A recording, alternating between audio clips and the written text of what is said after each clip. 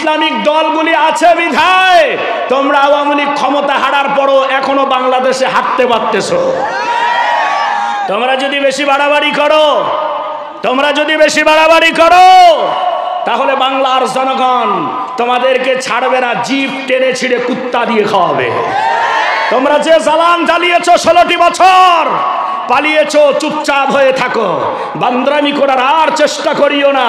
এই বাংলার জমিন মুসলমানের জমিন, এই বাংলার জমিন আলেম ওলামার জমিন, এটা শাহজালালের জমিন, এটা শাহ মাখদুমের জমিন, এটা ইখতিয়ার বিন বখতিয়ার ফলদির জমিন, এটা নজরুলের জমিন, এটা রবীন্দ্রনাথের নয়। বাংলার জমিনে মুসলমানের কথাই শেষ কথা। লাদ উজ্জ্বল মহামানব 360টি দেবদেবী, এরপরে মা হবল, মা কালী, সরস্বতী, অপ্রমভৃতি, মহাদেব ঠাকুর, মা মনসা, এদের পিছনে পিছনে যারা দৌড়িয়ে এদের কথা মতো মুসলমানকে, আলেম ওলামাদেরকে আয়না ঘরের মধ্যে ঢুকিয়ে তোমরা শাস্তি দিয়েছো। সাবধান হয়ে যাও, নিজের অস্তিত্ব বিলীন হয়ে যাবে এখনো যদি সাবধান হতে না পারো, ঠিক কিনা?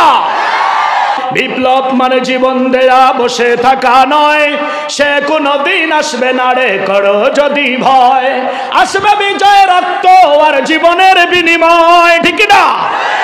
আসবে বিজয় রক্ত আর জীবনের বিনিময়। বিপ্লব মানে জীবন দেয়া বসে থাকা নয়, সে কোনদিন আসবে না রে করো যদি ভয়। বিপ্লব মানে জীবন দেয়া বসে থাকা নয়, সে কোনদিন আসবে না রে করো যদি ভয়, ঠিক না? লড়াইয়ের ওই ময়দানেতে যেতে তোমাকেই হবে, প্রয়োজনে সব রক্তটুকু জমিনেই ঢেলে দেবে। কারবশিলায় আসলো ধারায়, কারবশিলায় আসলো ধারায়, এত সব নদী নালা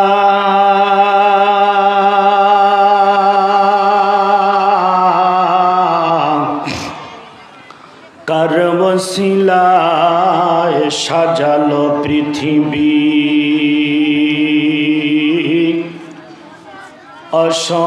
অসংখ্য গাছপালা।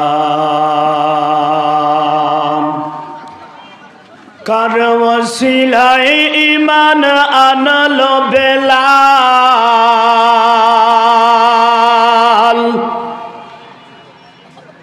আল্লাহ নামের সুর,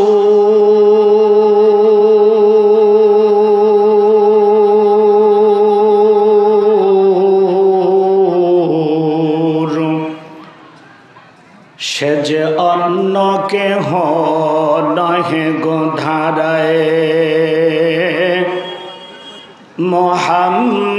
মুহাম্মদ রসূল কারো দেশে ভাদর মাসে, কারো দেশে ভাদর মাসে গাছে পাকাতা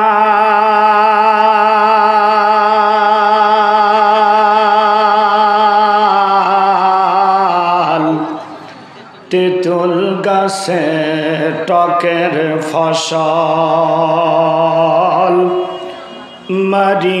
মরিচেতে ঝাল। কে দিল রে চাঁদের আলো, তারকার ঝিকিমিকি,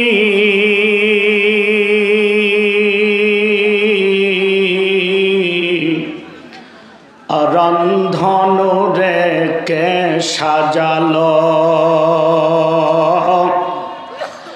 এত রঙের মাখামাখি।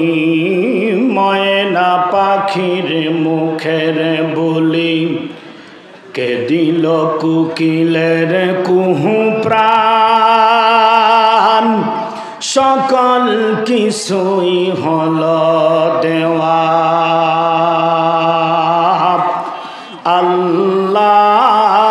আল্লাহ তাআলার দান। কলমা পড়ি লা ইলাহা,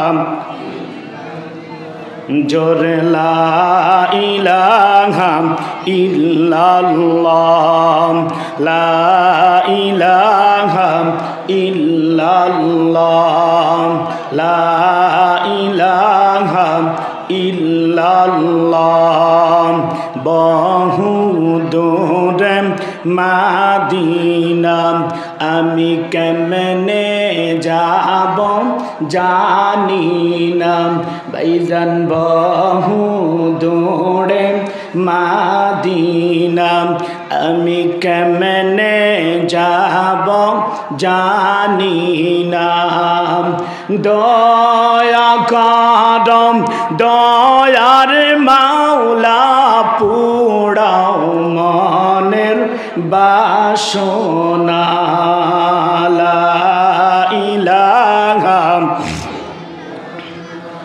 জোরে লা ইলাহা ইল্লাল্লাহ লা ইলাহা ইল্লাল্লাহ লা ইলাহা ইল্লাল্লাহ মুহাম্মাদুর রাসূলুল্লাহ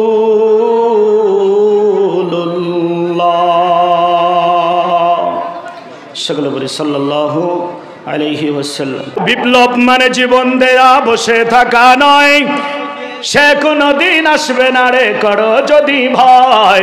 বিপ্লব মানে জীবন দেয়া বসে থাকা নয়, সে কোনো দিন আসবে না রে করো যদি ভয়।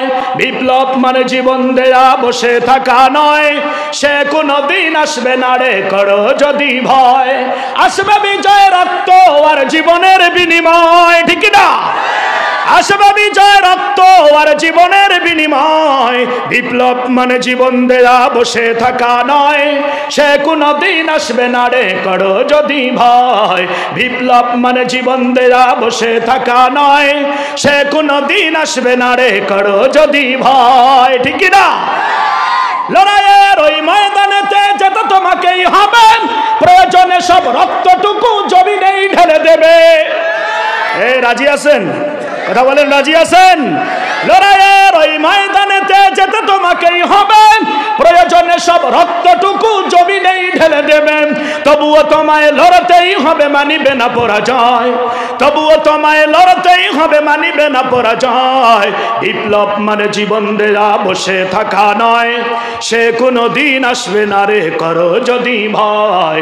বিপ্লব মানে জীবন দেয়া বসে থাকা নয়, সে কোনো দিন আসবে না রে করো যদি ভয়। আসবে বিজয় রক্ত আর জীবনের বিনিময়, আসবে বিজয় রক্ত আর জীবনের বিনিময়। বিপ্লব মানে জীবন দেয়া বসে থাকা নয়, সে কোনো দিন আসবে না রে করো যদি ভয়। বিপ্লব মানে জীবন দেয়া বসে থাকা নয়, সে কোনো দিন আসবে না রে করো যদি ভয়। ঠিক বলছি না বেঠিক? শাসনের নামে কেউ বা পিছছে মেহনতি জনতারে, ইমানের উপর আঘাত হানিসে বাড়ে বাড়ে। শাসনের নামে কেউ বা পিছছে মেহনতি জনতারে, ইমানের উপর আঘাত হানিসে বাড়ে বাড়ে।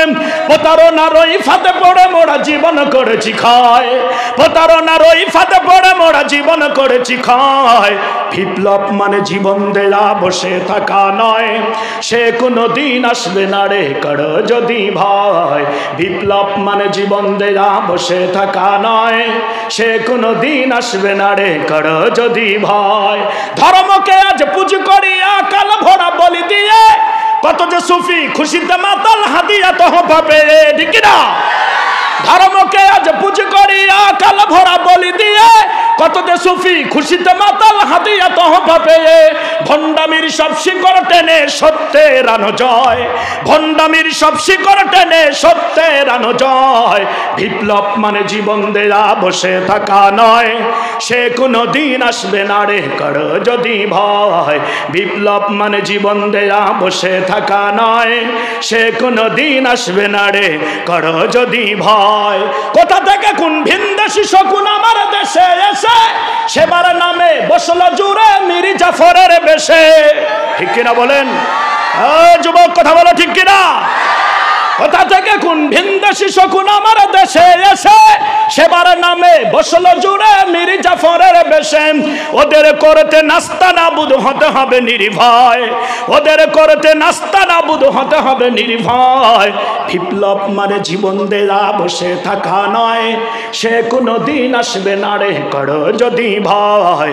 বিপ্লব মানে জীবন দেয়া বসে থাকা নয়, সে কোনো দিন আসবে না রে করো যদি ভয়। আসবে বিজয় রক্ত আর জীবনের বিনিময়, আসবে বিজয় রক্ত আর জীবনের বিনিময়। বিপ্লব মানে জীবন দেয়া বসে থাকা নয়, সে কোনো দিন আসবে না রে করো যদি ভয়। নারায়ে তাকবীর। আজকের মাহফিলকে আল্লাহ কবুল করুক, সকলে বলে আমিন। হইল না ভাই? আরো জোরে বলেন আল্লাহুম্মা আমিন। জি ভাই, আমি যতক্ষণ আছি আপনারা থাকবেন। কে কে থাকবেন? হাত উঠান, দুই হাত তুলে দেখান, আল্লাহরে দেখান। দুই হাত তুলেন, দুই হাত তুলে আল্লাহরে লারা দিয়ে দেখান। বলেন আল্লাহ আজকের এই মাহফিলকে আপনি কবুল করেন, এই মাহফিলকে অত্র এলাকার মানুষের জন্য হেদায়েতের জরিয়া বানিয়ে দেন। বলেন আমিন। হাত নামান, তাহলে চলবে কিছু করে ইনশাআল্লাহ।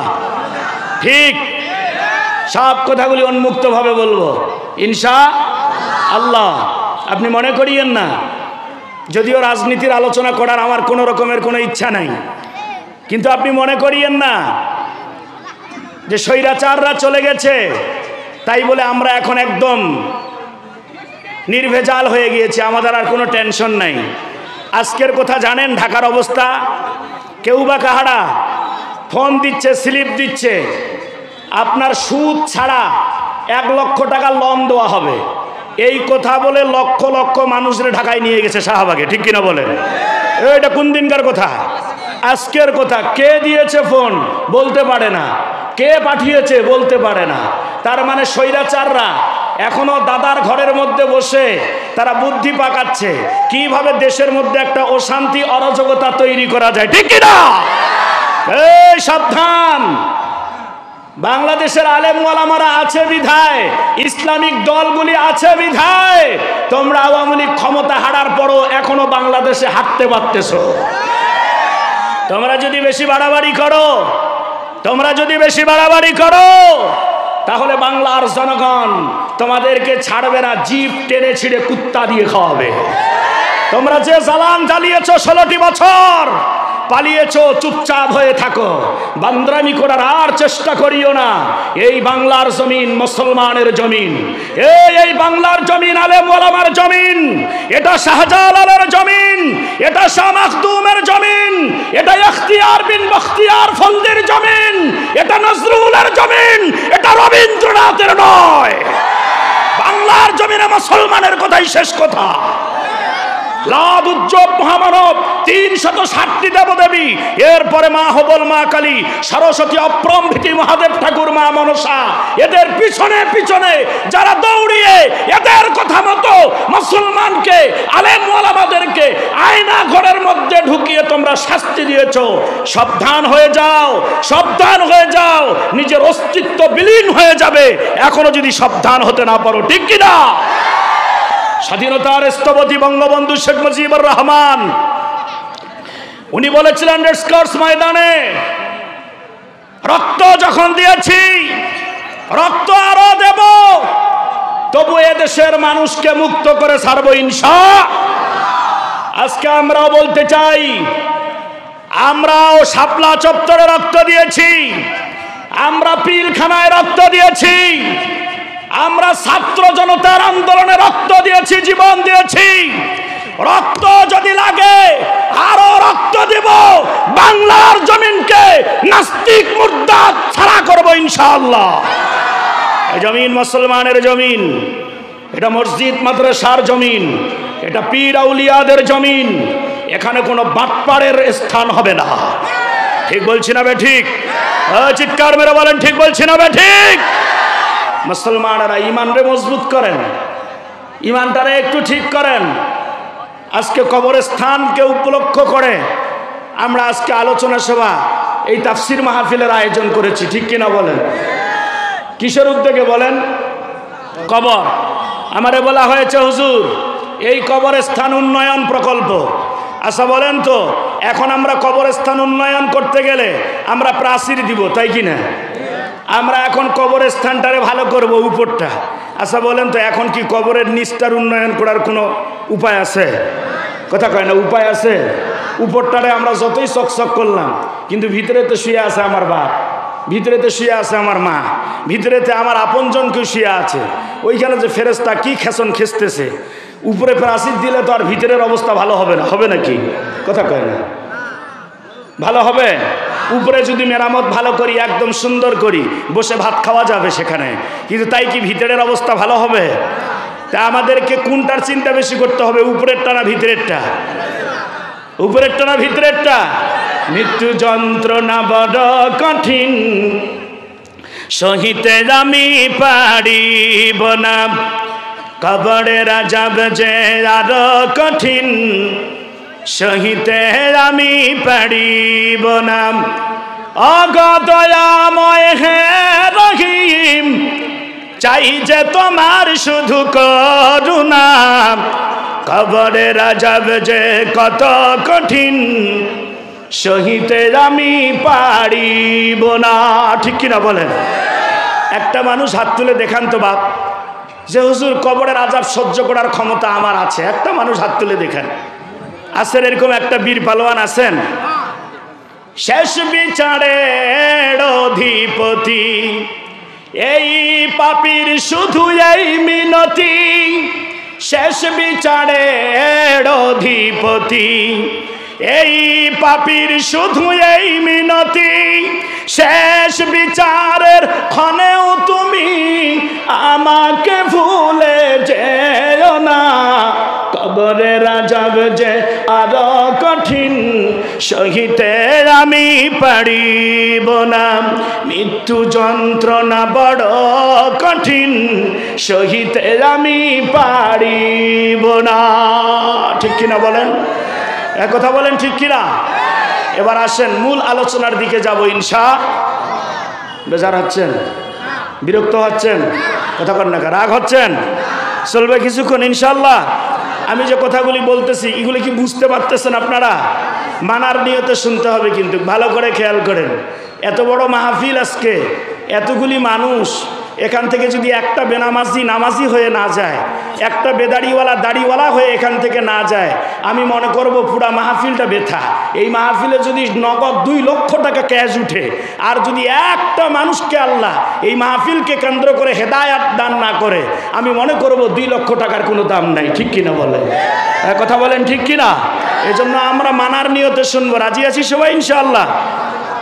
এবার আসেন আমার ভাইজানেরা, মৃত্যু হবে, এর মধ্যে কারো কোনো সন্দেহ আছে? কথা বলেন, সন্দেহ আছে? এ ভাই এই কেন দাঁড়িয়ে আছো ভাইয়া? হয় বসো, মেহরবানি করে বসে যাও, মেহরবানি করে বসে যান ভাই। মূল আলোচনা আমার দিকে তাকান, অন্যদিকে তাকালে কিন্তু ওয়াজ হবে না।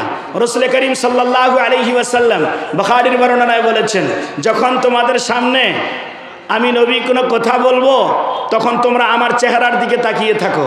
কেউ যদি তোমার সামনে কোরআন এবং হাদিসের আলোচনা করে, তুমি তার চেহারার দিকে তাকিয়ে থাকো। উভয়ের চেহারার যদি তাকানোর মিল হয়ে যায়, তাহলে বক্তা শ্রোতার কথার মধ্যে তাসির পয়দা হয়। ওই কথা দিয়ে আল্লাহ তাআলা বক্তা এবং শ্রোতা উভয়কে হেদায়েত দান করে। কোন আল্লাহুম্মা আমিন। হেদায়েতের মালিক কে? কথা বলেন, হেদায়েতের মালিক কে? ছোট্ট কথা বলে শেষ করবো ইনশাআল্লাহ, মূল আলোচনায় যাই। আপনাদের এলাকায় টিউবওয়েল আছে? টিউবওয়েল? কথা কয় না, টিউবওয়েল আছে? টিউবওয়েলে আমরা বদনা নিয়ে বা জগ নিয়ে পানি আনতে যাই কিনা বলেন? আমার দিকে তাকান। জগ নিয়ে পানি আনতে গেছেন, জগের মুখ একদিকে, টিউবওয়েলের মুখ আরেক দিকে। এইভাবে যদি আপনি টিউবওয়েল চালান, তাহলে কি জগ ভর্তি হবে? কথা বলেন না কেন? ভর্তি হবে। আপনি যদি কিছুক্ষণ চালান তাও ভর্তি হবে। মোটামুটি ওইদিকে বন্যা বয়ে যাবে, কিন্তু জগ ভর্তি হবে।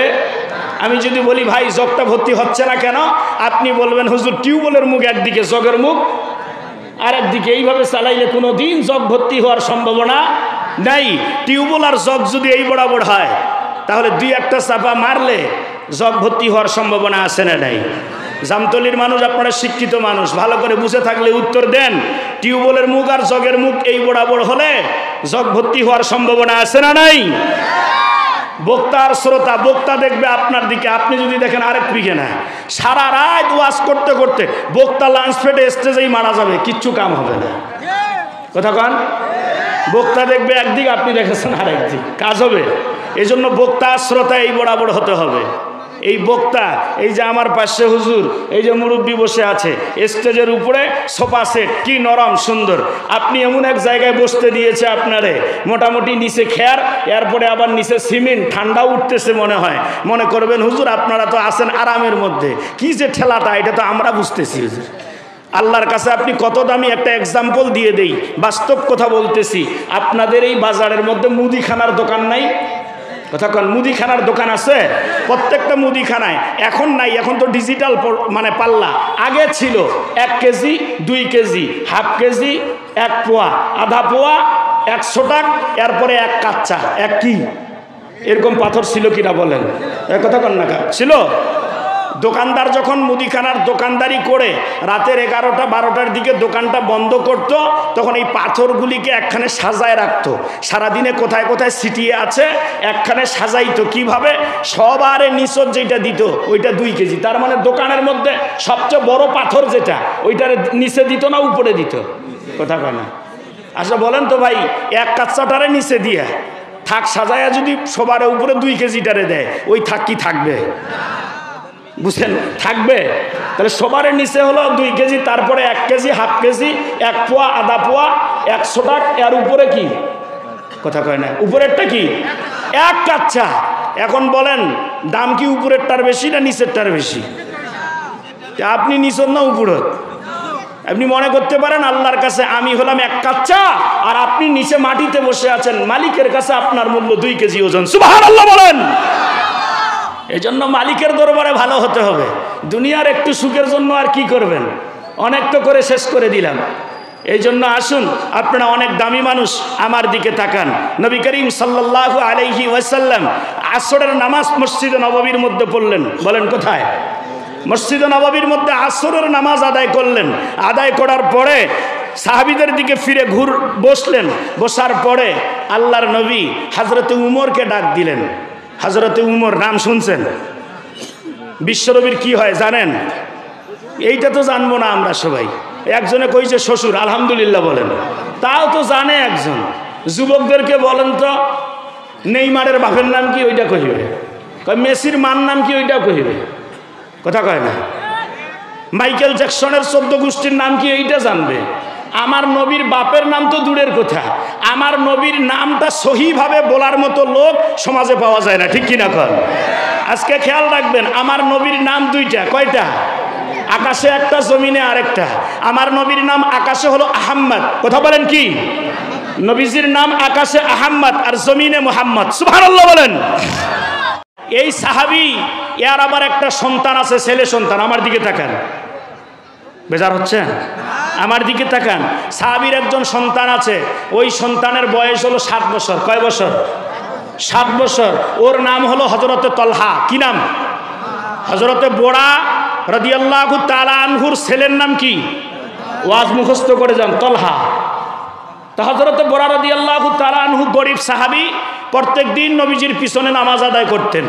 আর নবীজি যে ওসিয়তগুলা করতেন এগুলি প্রত্যেক দিন শুনতেন আর বাড়িতে আসে আর উপর আমল করতেন। সুবহানাল্লাহ। একদিন হযরতে বোরা রাদিয়াল্লাহু তাআলা আনহু নবীজির দরবারে যাচ্ছেন ওসিয়ত নেওয়ার জন্য। পাশে দাঁড়িয়ে আছেন তার ছোট্ট ছেলে হযরতে তলহা। ডাক দিয়ে বলতেছে, বাজান কই যান? কয় নবীজির দরবারে যাব। কয় কেন? কয় ওসিয়ত করবে, ওইটার উপর আমল করব। সুবহানাল্লাহ। এবার ছোট্ট ছেলে ডাক দিয়ে বলতেছে, বাবা আপনি তো প্রত্যেক দিনে যান, আজকে একটু আপনার সঙ্গে আমারও নিয়ে যান, আমিও একটু নবীর কাছে কিছু ওসিয়ত নিতে চাই। সুবহানাল্লাহ। হযরতে বোরা, বাপ কা বেটা সিপাহী কা ঘোড়া, যেমন বাপ তেমন তো বেটা হবে। কাঁঠালের গাছে যদি সিমের আশা করেন তাহলে এটা কি মূর্খতামি হবে না? তাহলে বাপ নবীজির ওসিয়ত অনুযায়ী চলে, ছেলে বলতেছে আমিও নবীর ওসিয়ত অনুযায়ী চলতে চাই। সুবহানাল্লাহ বলেন। আর আমার বাপে খায় গাঞ্জা, ছেলে খায় হিরোইন। কথা কয় না। বাপ পড়ে না শুক্রবারের নামাজ, ছেলে ঈদের নামাজও পড়ে না। কথা কয় না। হয় কিনা জোরে কন?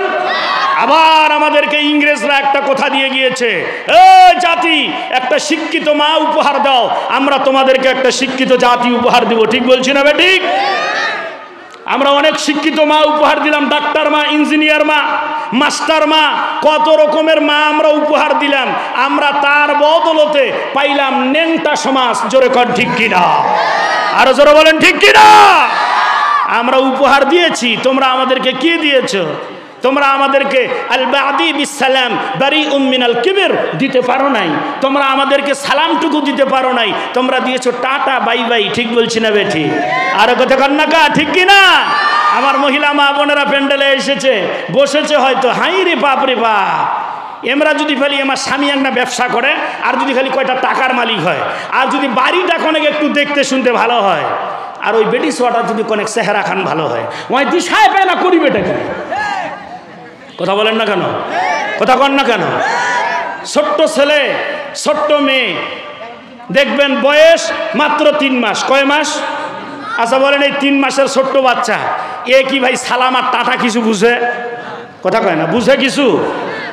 কথা কন না কে? বুঝে কিছু? কিচ্ছু বুঝে না। মামা এসেছে ভাগিনাকে দেখার জন্য। আপনাদের এলাকায় মনে হয় আসে না? আপনাদের এলাকায় আসে? ভাগিনা হয়েছে, মামা এসেছে দেখার জন্য। আমার দিকে তাকান। মামা এসেছে দেখার জন্য ভাগিনাকে। এবার 2 দিন 3 দিন মামা ভাগিনার বাড়িতে ছিল, ভাগিনারে দেখেছে, খেয়েছে। খাওয়ার পরে 2-3 দিন পরে মামা চলে যাচ্ছে ভাগিনার বাড়ি থেকে। ভাই কথা না বলি, মামা চলে যাচ্ছে ভাগিনার বাড়ি থেকে। যখন চলে যায় তখন মা ছোট্ট ছেলেরে কোলের মধ্যে নেয়, 2.5-3 বছরের বয়স, কোলের মধ্যে নিয়ে মামা চলে যাচ্ছে। মামা বলতেছে, বাবা কি ভাই? আচ্ছা, আপনাদের শিক্ষিত সমাজের কাছে আমার প্রশ্ন, এই আপনি যদি বলেন যে হুজুর আমি আপনার কাছে যাইতে চাই, আমি যদি বলি এই, আপনি কি মনে করবেন? কথা কন না। আমি যদি এই বলি, আপনি কি মনে করবেন? আইসেন না হুজুর। আর আমি যদি এরকম বলি, কি মনে করবেন? হুজুর আসেন, ঠিক আছে রাজি আছি। আচ্ছা বলেন তো, টাটা কি আপনাদের এলাকায় এইভাবে দেয় না এইভাবে দেয়? দেখান সবাই, এইভাবে দেয় না এইভাবে দেয়? এইভাবে দেয়, তাই না? মামা চলে যাচ্ছে, ভাগিনাকে বলতেছে, আব্বু আবার আসবো, দেখা হবে, টাটা। কয় দেয় কিনা আপনাদের এলাকায়? এখন ছোট্ট মানুষ ওই টাটা ঘোড়ার ডিমের বুঝেটা কি? ওই যখন ডোক ডোক করে দেখে আছে মামার বিকে, মা শিক্ষিত তো, মানে ওই যে শিক্ষিত বেশি হইলে যা হয় আর কি, ইয়াই তো বেটি শিক্ষিত, অল্প পয়সা বাজে বেশি, অল্প পানি টলকে বেশি। এ যে কোন শিক্ষিতের শিক্ষিত, ছোট সোয়ার হাত খান তলতে ওঠেয়া কয়েছে, আব্বু তোমার মামা চলে যাচ্ছে, তুমিও টাটা দাও। এখন ঝোঁকায় দিল 2.5 মাসের সোয়াটার হাত খান। ঠিক বলছি না বেটি? কথা বলেন। আর এই ভাগিনা মনে মনে কয়েছে, বেটা মামা জীবনে মোর বাপের বাড়ি মার বাড়ি এসে অনেক খাইছিস মুরগির রান, অনেক খাইছিস, ভুটিটা মোটা করছিস, এখন মুই আইছু, যা যাচ্ছিস খাইছিস আর খাইছিস, আর কোনোদিন জীবনে এই দিকে মুখ ফেরাই না। কথা কয় না? এটা মানে কি? আর আসিস না কোনোদিন, যা যাচ্ছিস আর কোনোদিন আসিস না। এই তো আমাদের মায়েদের অবস্থা, আমাদের শিক্ষিত সমাজের অবস্থা। অথচ আমাদেরকে বলা হলো, তোমরা আমাদেরকে একটা শিক্ষিত মা দাও, আমরা তোমাদেরকে একটা শিক্ষিত জাতি উপহার দেব। ও মা, তুমি কি শিক্ষিত হইলা, আর কোন শিক্ষিত জাতি তুমি আজকে জাতিকে উপহার দিলা? ঠিক কিনা বলেন? ঠিক কিনা বলেন? তুমি বাজারের মধ্যে এমন পোশাক পরে যাও, আহারে তোমারে দেখবে তোমার স্বামী, তোমারে দেখবে ঠোঁট মুখ চাটবে তোমার হাজবেন্ড, স্বামীর সামনে যায় কি তেরাং বেরাং সাজগোজ। ঠিক বলছি না বেটি? হাইরি বাপ, এই যে সামনে দেখবেন কিছুদিন পরে ভোট হবে, চেয়ারম্যান মেম্বারই ভোট। আপনাদের এলাকায় মনে হয় না? হবে চেয়ারম্যান মেম্বারই ভোট হবে। ইরি বাপ, শেফালিয়া পা দাঁড়ায় না, মুন্সি গিলা ছাড়ে না, আছে না? আপনাদের এলাকা মনে হয় দাঁড়ায় না বোধহয়। হ্যাঁ, 3টা মেম্বার মিলি একটা মেম্বার নি মালিক। 3টা মেম্বারের মালিক কয়টা মেম্বার নি? কথা কয়টা? কয়টা? 3টা ওয়ার্ডে মেম্বার কয়টা? কথা হয় 3টা ওয়ার্ডে মেম্বার কয়টা? 3টা। 3টা ওয়ার্ডে মেম্বার কয়টা? আর 3টা ওয়ার্ডের মেম্বার নি কয়টা?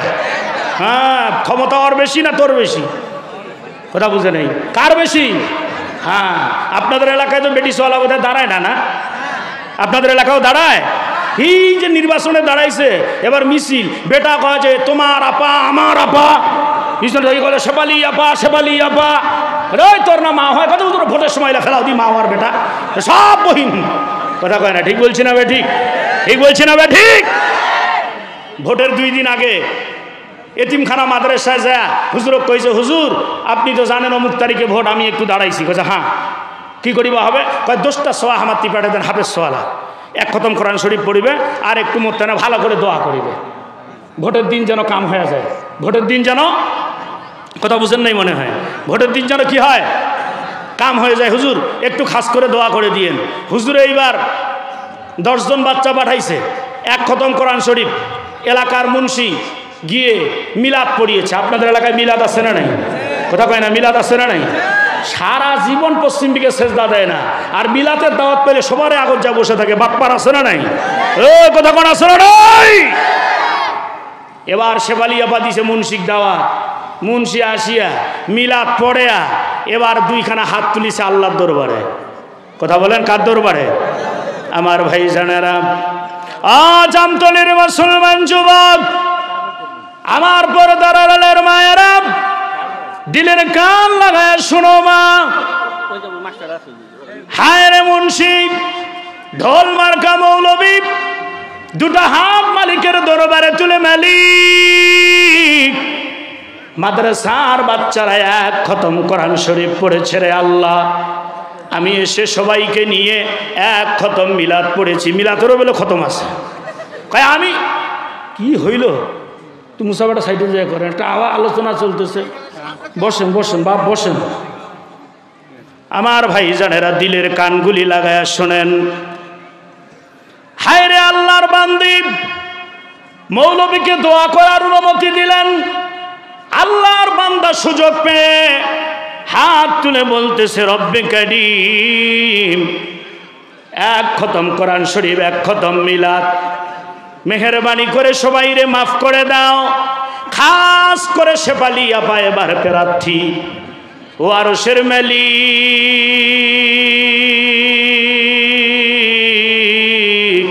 কানা মুন্সির কণ্ঠ ভালো, লম্বা একটা টান দিয়ে বলতেছে, মালিক আগামী কালকে ভোট, শেফালি আপাকে বিপুল ভোটে জয়যুক্ত করে দিয়ে দাও।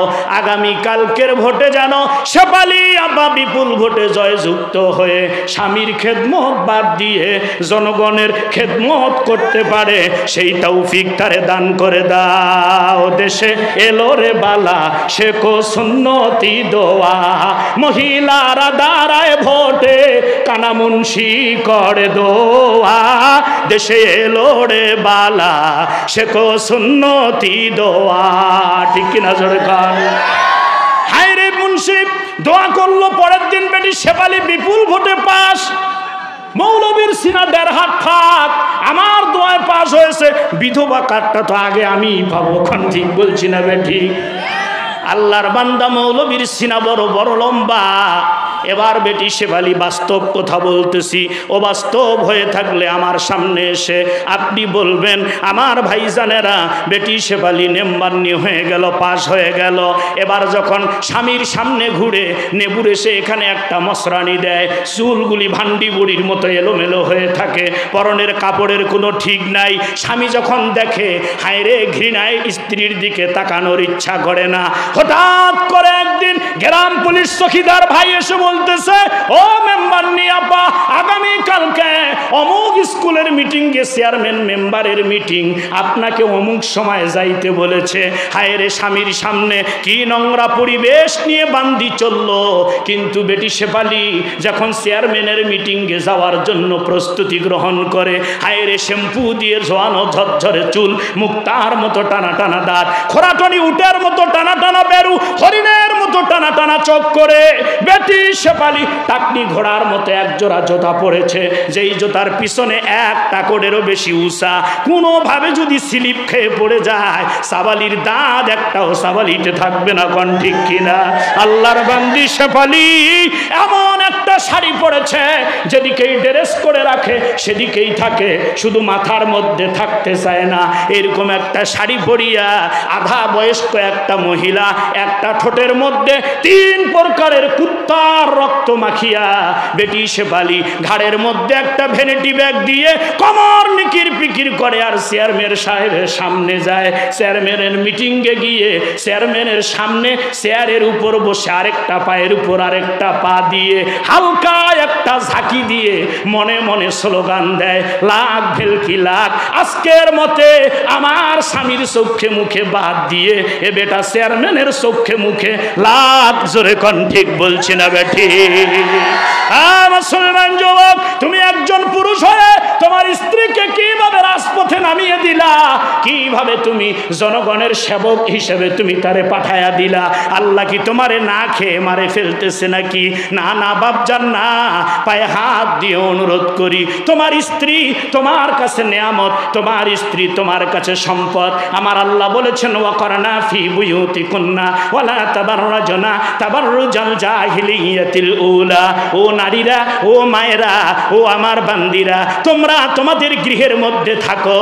হুন্না লিবাসুল লাকুম ওয়া আনতুম লিবাসুল লাহুন্না।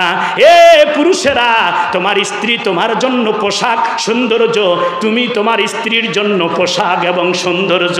তুমি তোমার স্ত্রীরে দেখে আর একজন মুসি আর একজন রিস্কাওয়ালা ঠোঁট মুখ সাথে রাস্তার মধ্যে তুমি কিনে দাও লিপস্টিক কসমেটিক, এটা দেখে আর এক বেটায় ঠোঁট মুখ সাটে, তোমার কি লজ্জা লাগে না? যুবক রে, হাতে হাত রেখে পায়ে হাত রেখে অনুরোধ করি, তোমার বোনরে তুমি পর্দা করাও, তোমার মাটারে তুমি পর্দা করাও, তুমি তোমার স্ত্রীটারে পর্দা করাও। এ জামতলির মহিলা মা, আমিও তো তোমার মতো একটা মায়ের সন্তান রে মা। কেন রে মা? মরা কিন্তু লাগবেই, আজ হোক কাল হোক, মৃত্যু কিন্তু তোমারও আসবে আমারও আসবে। এ মা, তোমার মধ্যে কোন ভূত সাওয়ার হলো যে তুমি বেপরদা হয়ে আর এক যুবকের সঙ্গে টাঙ্কি মারো? আরে যুবক, তোমার বাপের জামার মধ্যে তালি, তোমার বাপের প্যান্টের মধ্যে লুঙ্গির মধ্যে তালি, 6 মাসে তোমার বাপ একটা লুঙ্গি কিনতে পারে না, অথচ যুবক রে 12-14 হাজার টাকা দামের মোবাইল ফোন নিয়া এই যে তুমি পাবজি গেমের মধ্যে বাসের তলে বসিয়া মশার কামড় খাও আর ধর ধর মারামার করো। এরে যুবক, তোমার কি লজ্জা লাগে না? তোমার কি তোমার বাবা মার প্রতি একটু মায়া হয় না? তোমার কি তোমার মা বাবার দিকে একটুকু নজর পড়ে না? যুবক রে, তাকিয়ে দেখ, বাপকা বেটা সিপাহী কা ঘোড়া, ওই যে হযরতে বোরা রাদিয়াল্লাহু তাআলা আনহু, খেয়াল আছে? বিশ্ব নবীর সাহাবী হযরত বোরা রাদিয়াল্লাহু তাআলা আনহু বিশ্ব নবীর দরবারে যাবে, একবার দিলের কান লাগিয়ে দেন।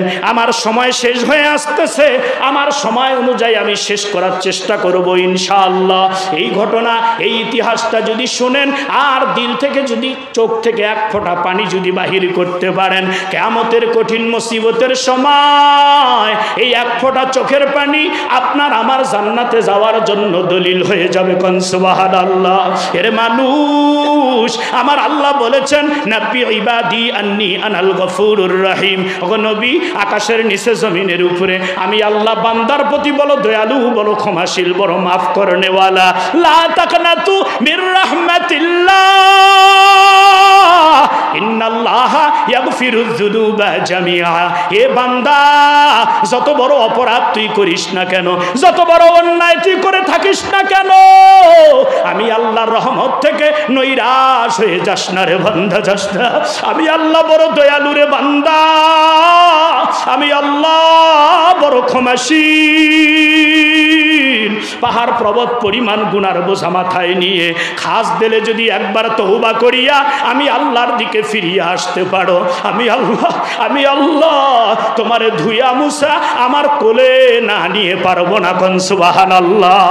এজন্য বলি, এ জামতলির যুবক, এ আমার মুরব্বী বাপ, একবার দিলের কানটা এই দিকে লাগাও, মনটারে নরম করিয়া দেখো না আমার নবীর মুহাব্বতে চোখ থেকে এক ফোঁটা পানি আসে নাকি? হায় রে বয়স্ক সাহাবী হযরতে বোরা রাদিয়াল্লাহু তাআলা আনহুর ছোট্ট ছেলে হযরতে তালহা রাদিয়াল্লাহু তাআলা আনহু ডাক দিয়ে বললেন, আব্বাজান, আপনি সেই নবীর কাছে প্রত্যেক দিন যান, আমিও ওই নবীর কাছে আজকে যাব। কোন সুবহানাল্লাহ। জিকির করেন লা ইলাহা। তো গরম চা দেন তো ভাই, লাল চা।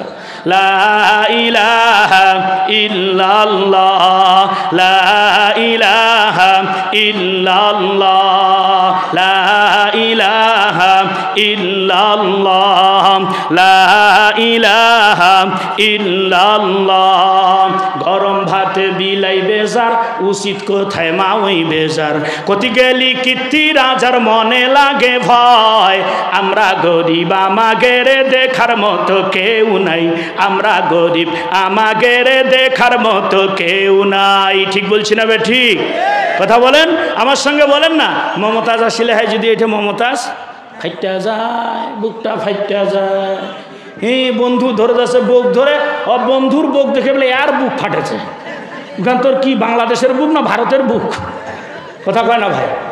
ওই বন্ধু যখন বউ লইয়া আমার বাড়ির সামনে দিয়া রঙ্গ কইরা হাইটটা যায়, বুকটা ফাইটতে যায়। কত গাধার গাধা এটা। তো তোর বন্ধুর বুক নিয়ে আমায় যাচ্ছে যাবাই পারে, তোর বুকখান ফাটিবে কেন? এই বেয়াদ কথা বলেন না কেন? ইসলামী সঙ্গীতগুলো বলো। গরম ভাতে বিলাই বেজার, উচিত কোথায় মা ওই বেজার। কত গালি কীর্তি রাজার মনে লাগে ভয়, আমরা গরিব আমাগের দেখার মতো কেউ নাই, আমরা গরিব আমাগের দেখার মতো কেউ নাই। ঠিক কিনা? ক্ষমতাতে জাতি পারলি জীবনে একবার, গাড়ি বাড়ি হতি রে ভাই দেরি হয় না তার। ঠিক কিনা? হাই রে চেয়ারম্যান রে, 1 কেজি করে চাউল লিগে বাড়ির ভাত পায় নাই। চেয়ারম্যান হইয়া 2 বছর যাইতে না যাইতে এর বাড়ি আর গাড়ি দেখিলে মনটা কাছে আলাদিনের সেরাক পাইছে। কথা বয় না? কথা বয় না? একটা মেম্বারের ইউনিয়ন পরিষদের ভাতা হইল 15,000 টাকা। এই মেম্বার হইয়া বছরটা ঘুরতে না ঘুরতে এর পালসার গাড়ি ধোঁয়ার ঠেলা এলাকা ধারা যায় না। এলা পাইছে কোনটা? তামান হামাল্লা চুষিছে। কথা কয় না রে? তামান চুষিছে।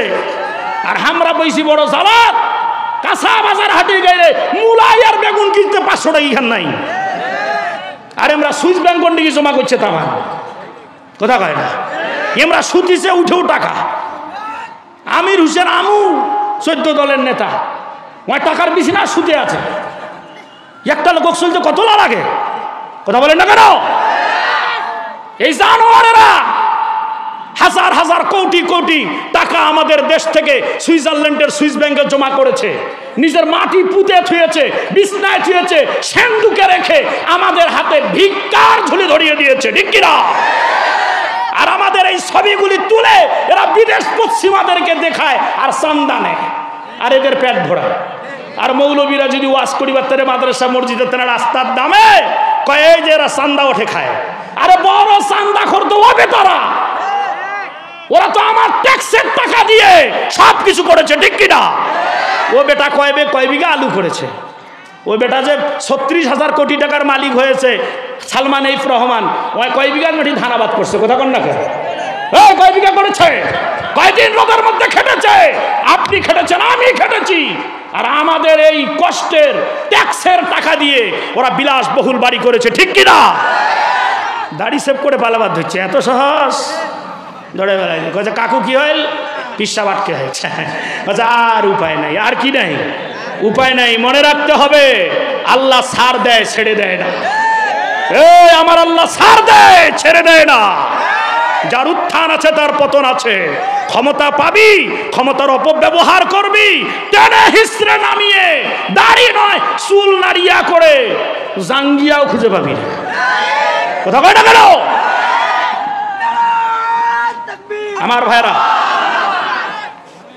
আমার ভাইরা শোনেন, তাকবীর দিয়ে সময় নষ্ট না করি, মূল আলোচনা যাই। বিরক্ত হচ্ছেন? বিরক্ত হচ্ছেন? হযরতে বুড়া রাদিয়াল্লাহু তাআলা আনহু, খেয়াল আছে তো ভাই? কি হলো? চলবে? রে বাবা, কাম লাগিছে। আমার ভাইরা, হযরতে বুড়া রাদিয়াল্লাহু তাআলা আনহু 7 বৎসরের ছোট্ট তালহা রাদিয়াল্লাহু তাআলা আনহুরে নিয়ে চলে গিয়েছেন বিশ্বনবীর দরবারে। সুবহানাল্লাহ কর। এবার বিশ্বনবীর কাছে ওসিয়ত শুনেছেন, শেষ, সব সাহাবী চলে যাচ্ছে। হযরতে বুড়া রাদিয়াল্লাহু তাআলা আনহু উনিও বাড়ির দিকে রওনা হয়েছে, ছেলের হাত ধরেছে, বেটা চল। এ আর যায় না, এক পা আগায় না। 7 বৎসরের ছোট্ট ছেলে বলতেছে, বাবা আমি একটু নবীর সঙ্গে কথা বলতে চাই, পার্সোনাল। সুবহানাল্লাহ খান। এই কার সঙ্গে পার্সোনাল কথা বলবে? নবীর সাথে। হযরতে বোরা সাদা সিধা বয়স্ক লোক, কাছে না বেটা না, যে নবী মানুষ, ওটা তুই যে এত ছোট মানুষ কি না কি কহা ফেলাবু, বেয়াদবি হবে, নবীজি মন খারাপ করবে। আর আমার নবী যদি কষ্ট পায় তাহলে ইহকালও গেল, পরকালও সহিত। ইহকালও সহিত, পরকালও কি সহিত। কারণ নবীজি বলেছেন, ততক্ষণ পর্যন্ত তুমি প্রকৃত মুমিন হতে পারবে না যতক্ষণ পর্যন্ত নিজের জীবনের চাইতেও আমি নবীকে বেশি ভালোবাসতে পারবে না। সুবহানাল্লাহ কোন বাসেন নিজের জীবনের চাইতে নবীরে ভালো? কায় কায় বাসেন? হাত উঠান দি। খালি খালি শিয়ালেরা এখন তাদের তাল মিলায় তাল রে, তাল মিলায় তাল। কি কথা কয় না কয়? এক শিয়াল যদি ধানবাড়ির এক কন্যারে পাক পাক কয়, বাকিরা সব তা দাড়ি সেভ করছো কেন? আল্লাহর নবী তো বলেছে যে একবার দাড়ি সেভ করবে সে যেন আমি নবীর কলিজাটাতে খুর লাগায়া মাঝখানে কাটিয়া 2 ভাগ করলো। নাউজুবিল্লাহ বলেন।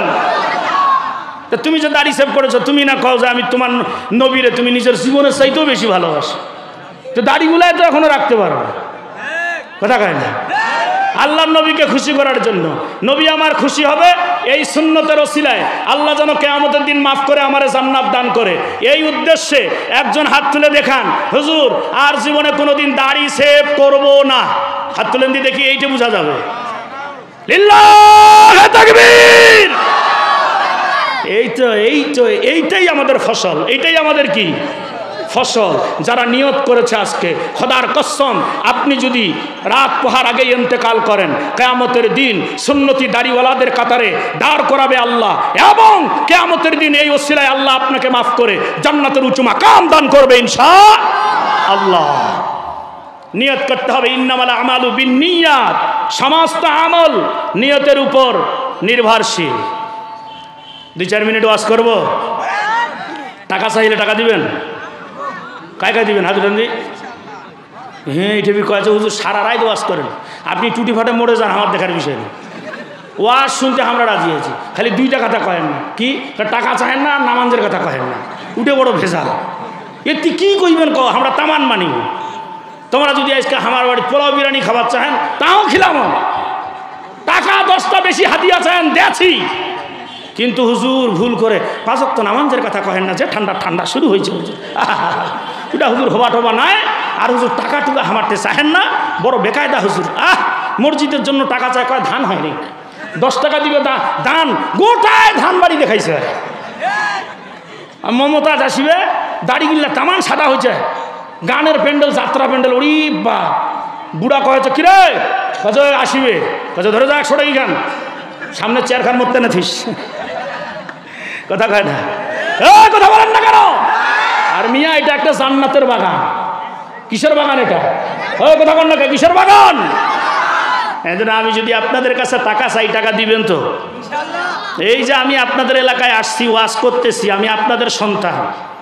টাকা চাহিবার সময় যদি 1টা লোক উঠে পালান, কিয়ামতের দিন পর্যন্ত দাবি থুন। আপনি টাকা না দেন কোনো আপত্তি নেই, সভাপতি যা লাঠি নিয়ে কি আপনার বাড়ির মাথার বাড়ি দিবে, এই টাকা দিন এখানে, এটা বলছি কইবে নাকি? আপনি না দেন, বসে থাকবেন, একটা উঠবেন না, যেটা উঠিবেন এটা টানে বসাবো। টাকা এটা আমাদের একটা বদ অভ্যাস। মাহফিলের জন্য টাকা চাইলে ও সালা জোতালা নিবাই নিচে একজন জোতালা নিয়ে দিয়ে কয়ে হুজুর আইসেছি, ওই যে আল্লাহ রাস্তে বাইর হয়ে যাবে পেশাবের কথা কয়া, গোটা বছর দিকে তাকান। নবী আমার হযরতে উমরকে ডাক দিলেন, ডাক দিয়ে বলতেছে, উমর আমার সামনে আসো। হযরতে উমর তো একটু ব্যতিক্রম সাহাবী, জানেন তো। এত রাগ, তলোয়ার নিয়ে যখন রাস্তা দিয়ে বাইর হয়, কাফের মুশরিক বেদিনের কলিজা শুকে খান খান হয়ে যায়। সুবহানাল্লাহ। কাফেররা মনে মনে চিন্তা করে, না জানি আজকে কোথায় উমর কোন অঘটন ঘটায় ফেলে। যেই রাস্তা দিয়ে যায় ইবলিস শয়তান 40 দিন ওই রাস্তার আশেপাশে যায় না। সুবহানাল্লাহ। তা হযরতে উমরের দিকে লক্ষ্য করে বিশ্বনবী বলল, উমার রে, আল্লাহ তো তোমার বাহুর মধ্যে অনেক শক্তি দিয়েছে। জি হুজুর। তুমি একটু বলো তো তোমার হায়াতের গ্যারান্টি তুমি কতটুকু সময় দিতে পারো? সুবহানাল্লাহ বলেন। কাকে বলেছে? আমার দিকে তাকান। হযরতে উমরকে বলেছে বিশ্বনবী, উমর তোমার যে নিজের হায়াত, এই গ্যারান্টিটুকু কতটুকু সময় দিতে পারো যে নবী আমি এত থেকে এত সময় বাঁচতে পারি, এরকম একটা মোটামুটি ধারণা চেয়েছেন। হযরত উমর রাদিয়াল্লাহু তাআলা আনহু বলছেন, ইয়া রাসূলুল্লাহ, ইয়া হাবিবাল্লাহ, আসরের নামাজ পড়েছি মসজিদে নববীর মধ্যে, মাগরিব পড়তে পারবো কিনা এর কোনো গ্যারান্টি নেই। এখন বলেন আসর থেকে মাগরিব কত দূর? মোটামুটি বর্তমান সময় 1 ঘন্টা, আর বড় দিনের বেলা 1.5 ঘন্টা, এই তো। তাহলে 1 থেকে 1.5 ঘন্টা আসর থেকে মাগরিব। এই উত্তর দিয়েছেন হযরত উমর। এই পিচ্ছি বাস, শোনেন আমার দিকে তাকান। এই উত্তর শোনা মাত্র বিশ্বনবীর চেহারাটা মলিন হয়েছে, হলুদ বর্ণ হয়েছে, রাগ হয়ে গিয়েছেন। হযরত উমর বুঝতে পেরেছে আমি যে উত্তর দিয়েছি নবীজি খুশি হন নাই। সুবহানাল্লাহ। আমার ভাইজানেরা, আজ আমতলির মুসলমান যুবক, ও মুরব্বী বাপজানেরা, আমার পর্দার আড়ালের মা বোনেরা, সুদূর পঞ্চগড় থেকে বড় কষ্ট করে এসেছি। এত কনকনে শীতকে উপেক্ষা করে বড় কষ্ট করে এসেছি। জামতলির মানুষ, মনে বড় আশা, মনে বড় তামান্না, মামার এলাকার মানুষগুলিকে আজকে কিছু নসিহত শোনাবো, খালার এলাকার মানুষগুলিকে শোনাবো, নিজের এলাকার মানুষগুলিকে কিছু শোনাতে চাই। এ জামতলির যুবক, মুরব্বী বাপ, আমার কিসের বড়াই করো তুমি? আমার বলতে বলতে দুনিয়াটারে তুমি শেষ করে দিয়ে দিলা। দুনিয়ার পিছনে ঘুরতে ঘুরতে নিজের জীবনটারে তুমি বরবাদ করে দিলা রে যুবক। আজকে রাত্রের বেলা বাড়িতে গিয়ে বালিশের মধ্যে মাথাটা দিয়ে চক্ষু দুটাকে বন্ধ করে নিজের বিবেককে একটু প্রশ্ন করবা, ওরে বিবেক, এই অল্প বয়সে কত আপনজনের কবরের মধ্যে 2 হাত দিয়ে তুমি মাটি দিয়েছো, হিসাব মেলাও। ওরে বিবেক, এই অল্প বয়সে কত আপনজনের নামাজে জানাজায় তুমি অংশগ্রহণ করেছো, এই অল্প বয়সে কত আপনজনের দাপন কার্যে তুমি অংশগ্রহণ করেছো।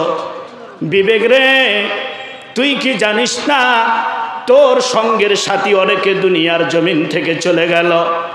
এর বিবেক, হতে পারে তোর আমার জন্য কাপনের শেষ কাপনটা দোকান পর্যন্ত চলে এসেছে। জোরে কোন ঠিক কিনা? এ জামতলির বাপজানে যুবক, ওই বারসারের দিকে তাকিয়ে দেখ, হয়তোবা তোর আমার জন্য কবরে যাওয়ার জন্য বারসারে বাঁশ পেকে রেডি হয়ে আছে। গোলাপ জলের দোকানে গোলাপ জল চলে এসেছে। হতে পারে রে যুবক, আগামীকালকে ফজরের নামাজের পরে মসজিদের মাইকে এলান হয়ে যেতে পারে, বাড়িওয়ালা নাই রে বাড়ি,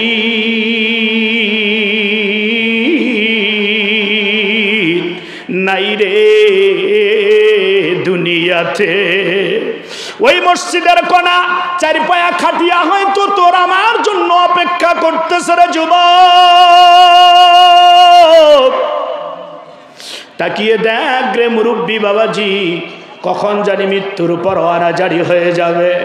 এরে বাজার, একটু দিলের কান লাগাও, দিলটারে নরম করে দেখো না 2 ফোঁটা চোখের পানি নিয়ে আসতে পারো নাকি? এ বাবা, আসার একটা সিরিয়াল আছে, যাওয়ার কোনো সিরিয়াল নাই। জোরে কোন ঠিক বলছি না বেঠি? বাপের আগে বেটা আসতে পারে না, দাদার আগে দুনিয়াতে নাতি আসতে পারে না। কিন্তু এই পৃথিবীর জমিনে দাদা বেঁচে আছে, নাতি চলে গেছে, বাপ বেঁচে আছে, ছেলে চলে গেছে, হাজারো লক্ষ লক্ষ প্রমাণ দুনিয়ার জমিনে আছে। এই জন্য যুবক, তুমি যদি মনে করো আমার বাপ বেঁচে আছে, দাদা বেঁচে আছে, নানা বেঁচে আছে, তারা মরবে তারপরে আমি মরব, এটা হবে সব চাইতে মূর্খতামি একটা চিন্তা চেতনা। এরে বাপজান, আমার আপনার নবী, দু জাহানের নবী, রহমতের নবী। হ্যালো হ্যালো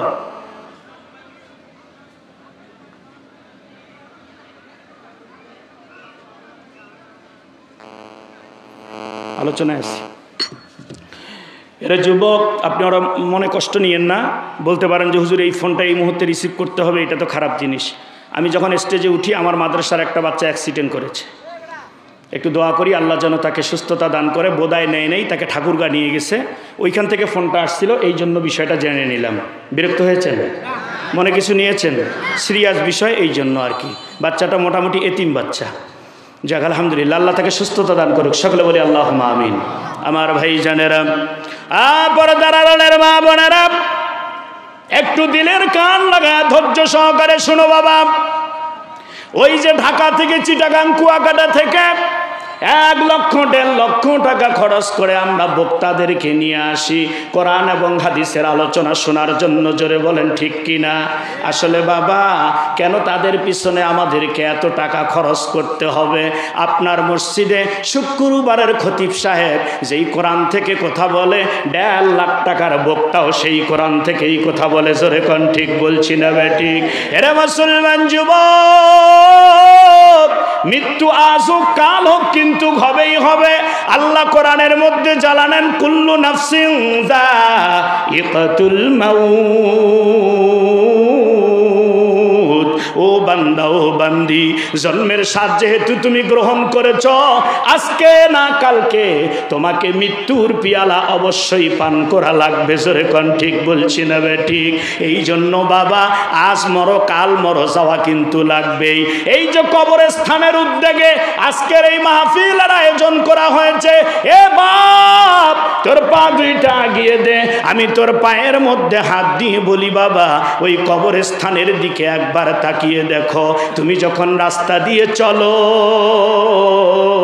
ওই কবরস্থানে তোমার আপনজনেরা শুয়ে আছে, তারা কবর থেকে করুণ সুরে বলতে থাকে, ওরে পথিক একটু দাঁড়াও, ওরে পথিক একটু দাঁড়াও, শোনো আমার কথা।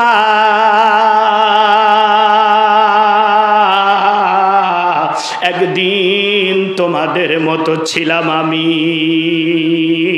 আজ আমি কোথায়? তারা যেন বলতে আছে, এরে যুবক, ওই রাস্তা দিয়ে একদিন আমিও জামতলির হাট গিয়েছিলাম, ওই রাস্তা দিয়ে আমিও বাজার করার জন্য ভুল্লে গিয়েছিলাম, ওই রাস্তা দিয়ে বাজার করার জন্য আমিও পুলহাটে ঝাড়বাড়ির বাজারে গিয়েছিলাম।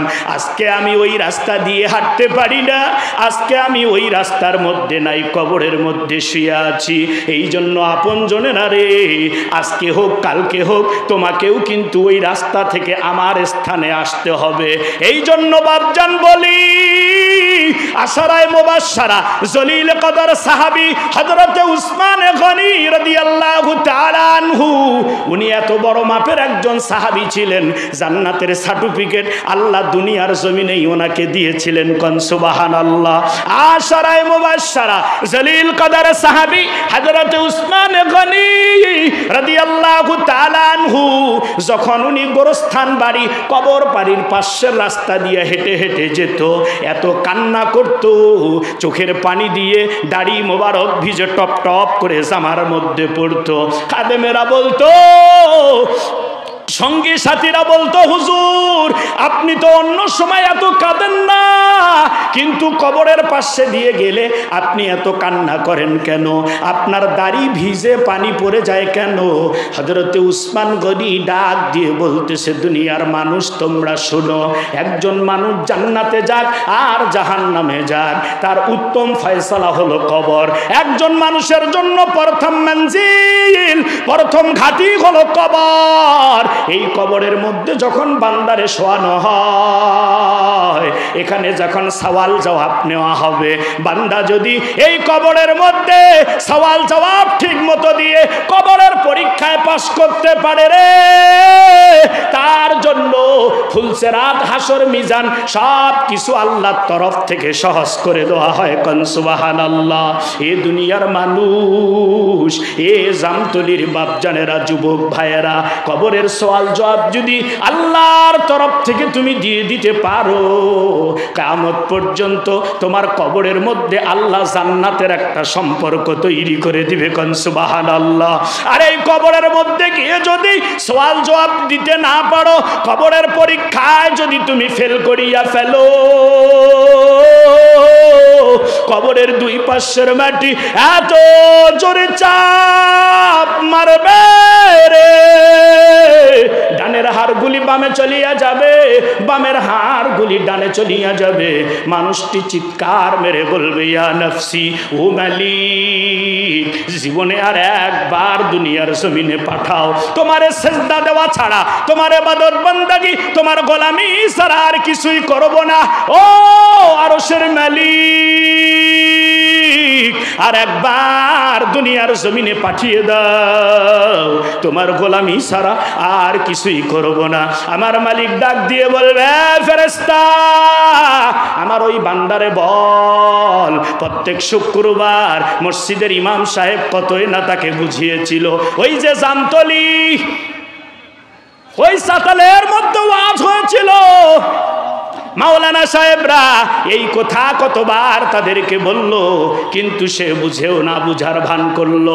সুম্মুম বুকমুন উমিয়ুম ফাহুম লা ইয়ারজিউন। আল্লাহু আকবার। তুমি শুনেও না শোনার ভান করে চলেছো, দেখেও না দেখার ভান করেছো, তুমি সব কিছু বুঝেও না বুঝার ভান করে দুনিয়ার জমিনে চলেছো, তুমি অন্ধের মতো চলেছো, বধির মতো চলেছো। আজকে কবরের মধ্যে আসিয়া কবরের আযাব সহ্য করতে না পারিয়া তুমি বলতেছো, মালিক আর একবার দুনিয়াতে পাঠাও, তোমার ইবাদত বندگی ছাড়া আর কিছুই করব না। এরে বাটপার, এটা তো দুনিয়ার জমিনেও বারবার তোমাকে বলা হয়েছে, তুমি সেখান থেকে শিক্ষা নেও নাই, আর দ্বিতীয়বার কোনো সুযোগ দেওয়া হবে না। জোরে কোন ঠিক কিনা? এ মুসলমান বাপজানেরা, এখানে অনেক ক্ষমতাধর মানুষ তোমরা আছো, এখানে অনেক অর্থওয়ালা মানুষ আছো, যেই মানুষটি লক্ষ লক্ষ টাকার মালিক, বিঘা কা বিঘা সম্পত্তির মালিক তুমি নেতা হয়েছ, অনেক দাপট তোমার, তোমার কথা শুনে ডিসি উঠে বসে, তোমার কথা শুনে এসপি ওসি উঠে বসে, কিন্তু বাজান তোমার হায়াতের গ্যারান্টি তুমি কতটুক সময় দিতে পারো?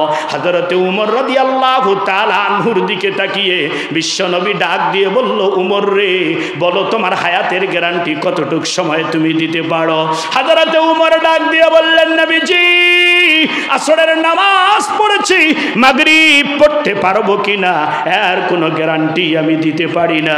বিশ্বনবী ধমক মেরে বলল, উমর, আল্লাহ তোমার বাহুর মধ্যে শক্তি দিয়েছে, তার জন্য মনে করিও না মালাকুল মাউত আজরাইল যখন আসবে তুমি তাকে তলোয়ার দেখাইয়া ভাগিয়া দিবে। কোন সুবহানাল্লাহ। এই উমর, তুমি তোমার নিজের হায়াতের গ্যারান্টি এত সময় কিভাবে দিতে পারলা? বিশ্বনবী ডাক দিয়ে বলতেছে, উমর তুমি কি জানো,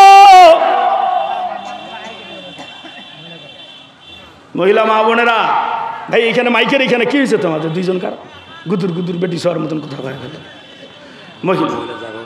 মহিলা মা বোনদেরকে অনুরোধ করতেছি, মা গ্রামের মাহফিল কি করিবেন ভাই, আমরা তোমার এলাকার ছোঁয়া, মেহরবানি করে একটু সামনে দাগে আরেকটা মা আরেকটা বোনের বসার জায়গা করে দেন। মা একটু সামনে এগিয়ে এসে তাদেরকে বসার জায়গা করে দেন।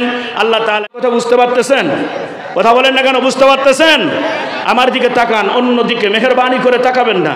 এই সুযোগ এই সময় আমিও কোনো দিন আর পাবো না, আপনিও কোনো দিন পাবেন না। আমার দিকে তাকান। আল্লাহর নবী হযরতে উমরের দিকে লক্ষ্য করে বলতেছে, উমর তুমি কি মনে করো তোমার বাহুতে আল্লাহ জোর দিয়েছে বেশি বিধায় তুমি আজরাইলকেও দূরে ফেলাই দিবা? ইয়া রাসূলুল্লাহ, কেন, কি হয়েছে বলেন? বিশ্বনবী ডাক দিয়ে বলল, উমর রে, এই পৃথিবীর জমিনে আল্লাহ একজন মানুষকে তৈরি করেছেন যার অনুমতি নিয়ে তার জান কব্জ করা হবে। কোন সুবহানাল্লাহ। কথা কয় না? কয়জন? কয়জন মানুষ এই পৃথিবীতে আল্লাহ তৈরি করেছেন? একজন, যার অনুমতি নিয়ে তার জান কব্জ করবে কে? আল্লাহ। সেই মানুষটিরে চিনেন আপনারা? কথা কয় না? সেই মানুষটিরে চিনেন? চিনেন না। ওই মানুষটি আমার আপনার নবী, দু জাহানের বাদশা। ওয়ামা আরসালনাকা ইল্লা রাহমাতাল লিল আলামিন। ওই নবী আমার নবী, আপনার নবী, দু জাহানের বাদশা, সমস্ত নবীদের নবী। কিয়ামতের ময়দানে যেই নবীরে দিয়া জান্নাত উদ্বোধন করা হবে, ওই নবী বিশ্ব নবী। মা কানা মুহাম্মাদুন আবা আহাদিন মির রিজালিকুম ওয়ালাকিন রাসূলুল্লাহি ওয়া খাতামান নাবিয়্যিন। আল্লাহু আকবার বলেন। আল্লাহ বলেছে আমার এই বিশ্ব নবী মুহাম্মদুর রাসূলুল্লাহ সাল্লাল্লাহু আলাইহি ওয়াসাল্লামকে নবুয়তি দেওয়ার পরে আমি আল্লাহ নবুয়তির দরজা বন্ধ করে দিয়েছি, খতম করে দিয়েছি। আমার নবী হাদিস শরীফে বলেছেন আনা খাতামুন নাবিয়্যিনা লা নাবিয়্যা বাদি। আমি শেষ নবী, আমার পরে আর কোনো নবী নাই, পয়গম্বর নাই। সুবহানাল্লাহ কেন? আরো জোরে কেন সুবহানাল্লাহ। বর্তমান তো এক বাটপার বাইর হয়েছে, আছে না নাই? গোলাম মোহাম্মদ কাদিয়ানি আছে না? আপনাদের এলাকায় মনে হয় খুব একটা নাই। এ ভাতগায় আছে, ভাতগা। আর আমাদের পঞ্চগড়ে ইয়াই কয় মুহ নবী, মোর নাম আহম্মদ, মুহ কি? হ্যাঁ বাটপাড়ের বাটপার, লেট্রিনত পড়ে মইছে। কথা কয় না? এ মরছে কোথায়? কোথায় পড়ে মরছে? এ পড়ছে কোথায়? লেট্রিনের মধ্যে পড়ে মরছে। এ বলে নবী? চিন্তা করা যায়, লেট্রিনের প্যানের মধ্যে পড়ে পলকটে মোড়ে পড়ে আছে, পোষে গন্ধ উঠিছে, তাও এর কাছে কেউ যায় না। আর এ বাট পড়ে বলে নবী। আস্তাগফিরুল্লাহ খান। আমার নবীর নামে কুটুক্তি করলে বসে থাকা যাবে? আমার নবীর চেয়ার যদি কেউ দখল করতে চায়, ওর জিপটা টানিয়া ছিড়িয়া একদম কুত্তা দিয়া খাওয়াই দিবেন। হযরতে উমর ডাক দিয়ে বলেছে দুনিয়ার মানুষ শুনো, তোমরা আমারে কেটে কেটে কেটে কেটে কুচি কুচি করে আলুর পিসের মতো পিস করে দাও, আমি কখনো মন খারাপ করব না, আমি কখনো প্রতিবাদ করব না। কিন্তু আমি উমরের সামনে তোমরা যদি কোনো দিন আমার নবী আর আল্লাহরে নিয়ে একটু 19-20 কথা বলো, তাহলে 1 সেকেন্ড দেরি করব না, ধর থাকবে কাল্লা থাকবে না। এই কথা কোন? আমরা তো সেই উমরের উত্তরসূরি। কি কথা বলেন না কেন? আমরা তো সেই খালিদ বিন ওয়ালিদের উত্তরসূরি। সুবহানাল্লাহ খান। অতএব আমাদের সামনে আমার নবীরে নিয়ে যদি কেউ বাটপাড়ি করে, আমাদের দেশে তো বর্তমান আশেকের রসুলের অভাব নাই, আছে না? ইয়া নবী সালাই মালাকা, জিলাপি খাও আর ক্ষীর খাও আর পায়েস খাও, আছে না নাই? বাড়ি বাড়ি পীর, পীরের অভাব নাই। পীর নামাজ পড়ে না, গোটা শরীর তালা, ওর নাম বলে তালা বাবা। গোটা শরীর জট, কত বছর থেকে যে গোসল করে নাই, ওর নাম বলে জট বাবা। কথা কয় না? আবার ফির দেখবেন শরীরের গন্ধ, জীবনে গোসল করে নাই, আর শরীরের কাপড়ে নাই, ওর নামে বলে নেংটা বাবা। কোথায় মুসলমান বীর উঠে যায়, এটা অর্থে মুড়ি ধস। এটা কোনো হইল ভাই? ন্যূনতম একটা কমন সেন্সের দরকার আছে না নাই? গন্ধ ওটা গোসল করে না, পাঠার মতো গন্ধায় শরীর। ও হয় বলে ফির বাবা নেই। নিজের বাপকে একদিন বাপ কহে না, ও যা বাপ কহেছে। মুখের মধ্যে দাড়ি নেই, ক্লিন শিপ একদম। মুরগি, হাঁস, গরু, উট, দুম্বানিয়া, হিন্দু, মুসলমান, ও বেহাই আর বেহানি একসাথে গেছে পীরের দরবারে। ও বাংলাদেশে এরকম পীর আছে না নাই? কথা হয় না? এরকম পীর আছে না নাই? এরা বলে আমরা আশেকের রসুল। আমার নবীরে নিয়ে যখন বাটপাড়ি করে, আমার নবীরে নিয়ে যখন কাদিয়ানিরা আমার নবীর চেয়ার দখল করার চেষ্টা করে, এরা জিলাপি নিয়ে ব্যস্ত থাকে, একজন রাজপথে নেমে আসে না। ঠিক কিনা? এ তোরা কেমন আশেকের রসুল রে? সাহাবীদের দিকে তাকিয়ে দেয়, তারা ছিল আশেকের রসুল। তারা কেমন আশেকের রসুল ছিল একটু পরেই শোনাবো, শুনবেন তো ইনশাআল্লাহ? কথা বলেন না কেন? শুনবেন তো ইনশাআল্লাহ? এই জন্য বাপজানেরা ভালো করে খেয়াল করেন। আমার নবী হযরত উমরের দিকে লক্ষ্য করে বলল, উমর তুমি কি জানো আকাশের নিচে জমিনের উপরে একজন মাত্র মানুষ যার অনুমতি নিয়ে আল্লাহ জান কবজা করবে, সেই মানুষটা তোমার সামনে বসা আমি মুহাম্মদুর রাসূলুল্লাহ সাল্লাল্লাহু আলাইহি ওয়াসাল্লাম। কোন সুবহানাল্লাহ? আরেকটু জোরে বলেন সুবহানাল্লাহ। ওই মানুষটির উম্মত আপনি আর আমি, খুশি না বেজার? আরে তার উম্মত হওয়ার কারণেই তো অর্ধেক গুনাহ মাফ। সুবহানাল্লাহ খান। তার উম্মত হওয়ার কারণে, শুধু পাওয়ারফুল নবীর পাওয়ারফুল উম্মত। কিয়ামতের দিন কোন নবী আল্লাহর সামনে সুপারিশ তো দূরের কথা, দাঁড়ানোর সাহস পাবে না। আর আমার নবী আমার আপনার জন্য আল্লাহর সামনে দাঁড়িয়ে সুপারিশ করবে। সুবহানাল্লাহ বলেন। ওই নবী হযরত উমরকে বলেছে, এই উমর তুমি কি জানো আমার জান যখন কবজা করা হবে, আমার কাছে পারমিশন নিবে আগে। আমি যদি বলি যে আল্লাহ আমি আছি কিয়ামত পর্যন্ত, আল্লাহ আমার হায়াত কিয়ামত পর্যন্ত বাড়িয়ে দিবে। আমি যদি বলি আমি 10 বছর আছি, আল্লাহ ওইটাই করবে। আর এটা হাদিসের মধ্যেও আছে, হযরতে আজরাইলকে যখন আল্লাহ পাঠিয়েছিলেন নবীজির কাছে, তখন বলেছিল আমার বন্ধুকে গিয়ে বলো আসবে না থাকবে। সুবহানাল্লাহ কোন, যদি থাকতে চায় তো থাকুক, আর যদি আসতে চায় তাহলে নিয়ে আসিও, আদবের সহিত জান কব্জ করিও। বেয়াদবি করা যাবে? কথা কয় না, বেয়াদবি করা যাবে না। সেই নবীর উম্মত আপনি আর আমি, খুশি না বেজার? কথা বলেন না কেন, খুশি না বেজার? ওই নবী হযরত উমরকে ডাক দিয়ে বলতেছে, উমর, আসর থেকে মাগরিবের হায়াতের গ্যারান্টি দিয়ে দিলা, তুমি কি জানো আমি বিশ্ব নবী বলতেছি, আমি নামাজের মধ্যে বসেছি, ডান দিকে সালাম ফিরেছি উমর, বাম দিকে ফিরতে পারবো কিনা এর কোনো গ্যারান্টি আমি নবী দিতে পারি না। কোন সুবহানাল্লাহ, একটু জোরে বলেন না সুবহানাল্লাহ। এখন আপনাদের জামতলি শিক্ষিত সমাজের কাছে আমার প্রশ্ন, যে ডান দিকে সালাম ফিরিয়া এরপরে বাম দিকে ফিরতে কয় ঘন্টা সময় লাগে? কথা কয় না, কয় ঘন্টা লাগে? ডান দিকে সালাম ফিরে এরপরে বাম দিকে ফিরতে কয় ঘন্টা লাগে? 1 সেকেন্ড বা 2 সেকেন্ড। তার মানে নবীজি বুঝিয়েছেন, উমর আমি বিশ্ব নবী, আমার হায়াতের গ্যারান্টি 1 সেকেন্ডও দিতে পারি না। সুবহানাল্লাহ বলেন। আপনি কোন নাট, আমি কোন বল্টু? কথা বলেন, কথা বলেন না কেন? একজন মানুষ এখানে হাত তুলবেন আজকে, হুজুর আমার অনেক পাওয়ার, অনেক ক্ষমতা, অনেক দাপটি, আমি আমার কোথায় ডিসি উঠে আর বইসে, আমি এখন ফোন দিলে ওসির বউ সুদায় চলে আসবে। যদিও ছোট্ট মানুষ, মেহেরবানি করিয়া আপনি আজকে আমারও একটা ওসিয়ত করে দিয়ে দেন। আমার বাবা যেভাবে আপনার ওসিয়ত অনুযায়ী নিজের জীবনটারে গড়াইয়া জান্নাতের মেহমান হয়ে যাচ্ছে, আমি তলহাও একটু আপনার ওসিয়ত অনুযায়ী চলিয়া আমার জীবনটারেও জান্নাতি জীবন করতে চাই। কোন সুবহানাল্লাহ। এর যুবক, আল্লাহর নবী ছোট্ট তলহার এই বাণী শুনে, এই ল্যাঙ্গুয়েজ শুনে, এই কথা শুনে অবাক হয়ে গেলেন বিশ্ব নবী। আল্লাহর নবী মনে মনে ভাবলেন, আমার তলহারে আমি একটু পরীক্ষা করে দেখি, আমার তলহা কতটুকু আমার ওসিয়ত পালন করে চলতে পারবে। নবী আমার ডাক দিয়ে বলল, এরে তলহা, ওই যে মুরব্বি দাঁড়িয়ে আছে রে, বল তলহা ওই মুরব্বি তোমার কি হয়? মুফাসসিরিন ইকরাম লেখেন, হযরতে তলহা ডাক দিয়ে বলতেছে, নবী গো, উনি আমার জন্মদাতা পিতা হয়। ওরে তলহা, তাকিয়ে দেখ, ওই যে কর্নারে একটা করাত পড়ে আছে, একটা তলোয়ার পড়ে আছে, এখনে যা দৌড় মেরে ওই তলোয়ারটা হাতের মধ্যে নিয়ে দৌড় দিয়ে গিয়ে নিজের হাত দিয়ে বাবার গর্দানটা জমিনের মধ্যে ফালায়া দে। এইটাই আজকে আমার ওসিয়ত। কোন সুবহানাল্লাহ। হায় রে, ঈমান পরীক্ষা করতেছে ছোট্ট বাচ্চার ঈমান। বিশ্বনবী পরীক্ষা করে ডাক দিয়ে বলে, তলহা রে, ওই তলোয়ারটা নে রে তলহা, আর দৌড় দিয়ে যা বৃদ্ধ বাবা বোরার করদানটা জমিনের মধ্যে ফালায়া দে। হযরতে তলহা রাদিয়াল্লাহু তাআলা আনহু এক দৌড় দিয়ে গিয়ে তলোয়ারটা হাতের মধ্যে নিয়ে মারছে 100 কিলোমিটার বেগে বাবার দিকে দৌড়। নবীজি অর্ডার করেছে, বাবার গর্দান জমিনের মধ্যে ফালিয়ে দিতে হবে। কোন সুবহানাল্লাহ। কারণ আমি জানি আমার বাবার চাইতেও আমার নবীকে আমাকে বেশি ভালোবাসতে হবে।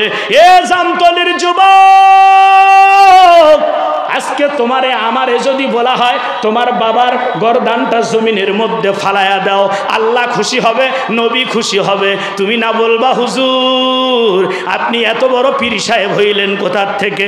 আরে হুজুর, আসেন আসেন, আপনার গর্দানটা আগে জমিনের মধ্যে একবার ফালায়া দেই। বাবার গর্দান জমিনে ফালাইতে বলো, কিন্তু ছোট্ট তলহা তলোয়ারখানা হাতের মধ্যে নিয়ে একটা দৌড় মারছে বাবার দিকে।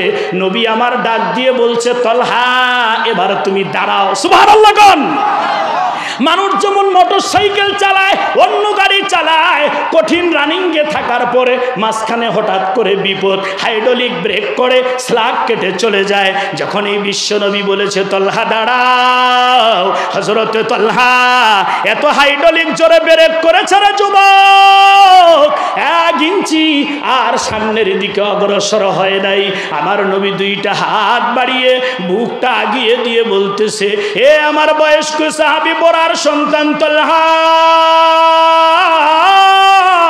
আয় রে বেটা, আয় আয় আয় আমার বুকে আয়। তোর মতো তলহা, তোর মতো সন্তান পাইয়া তোর বাবার কপাল ধন্য। আমি নবী তোর মতো আশেক পাইয়া ধন্য হয়েছি। আয় বেটা আয় আমার বুকে আয়। হযরত তলহা একটা দৌড় দিয়ে নবীজির বুকের মধ্যে গিয়ে পড়েছে।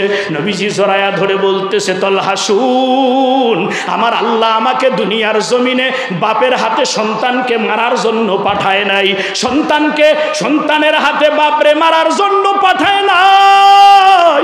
আমার আল্লাহ আমাকে দুনিয়াতে অশিক্ষিতকে শিক্ষিত বানানোর জন্য পাঠিয়েছে।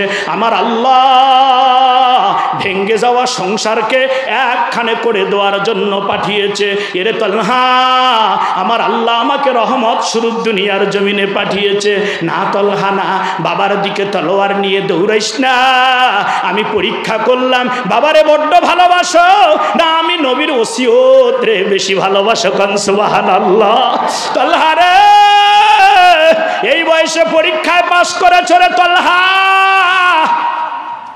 আজকের জন্য তোমার কাছে আমার এইটাই ওসিয়ত, আগামী দিনগুলি যেভাবে তোমাকে যাইতে বলেছি দৌড় দিয়ে গেছো, ব্রেক হইতে বলেছি ব্রেক করেছো, এটাই তোমার জন্য ওসিয়ত। আগামী দিনগুলি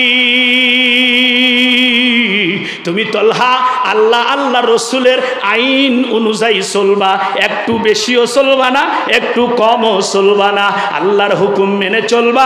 এই ওসিয়তটাই তোমাকে আমি করলাম। হযরত তলহা রাদিয়াল্লাহু তাআলা আনহু এই ওসিয়ত নিয়ে বাবা বোরা রাদিয়াল্লাহু তাআলা আনহুর সঙ্গে বাড়ির দিকে চলে গেলেন।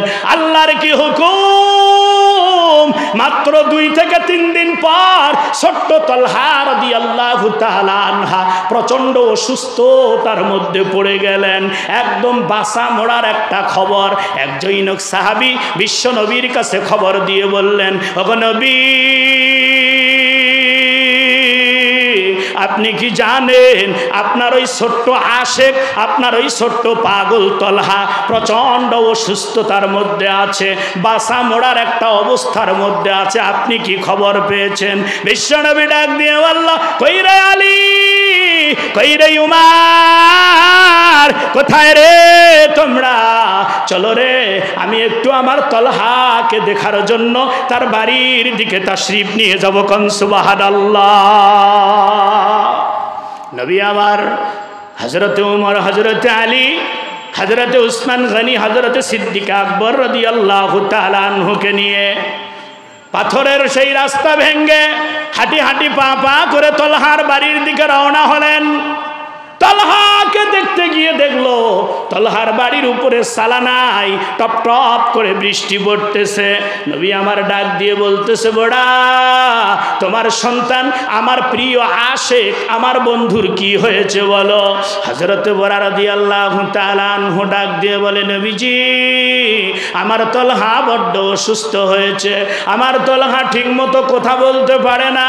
নবীজি তলহার শিয়রে গিয়ে বসে মাথার মধ্যে হাত দিয়ে বলতেছে, এরে আমার আশেক তলহা, কি হয়েছে বাবা তোমার? টেনশন করিও না, টেনশন করিও না তলহা রে, আল্লাহ তোমাকে সুস্থতা দান করে দিয়ে দিবে। মুফাসসিরিন ইকরাম বলেন, এই কথাটি বলার পরে যখন বিশ্ব নবী ঘর থেকে বাহির হয়ে হযরত বরা রাদিয়াল্লাহু তাআলা আনহুকে নিয়ে সাইডে গিয়ে বলতেছে, বরা রে, তলহার যে অবস্থা দেখলাম, আমার মনে হয় আমার তলহা আর বেশিক্ষণ দুনিয়াতে থাকবে না। এ বড়া, আমি নবী ওসিয়ত করে যাই রে, আমার তলহা যদি মারা যায় আমি নবীরে খবর দিবি, আমি নবী আমার হাত দিয়ে তলহারে গোসল করাবো।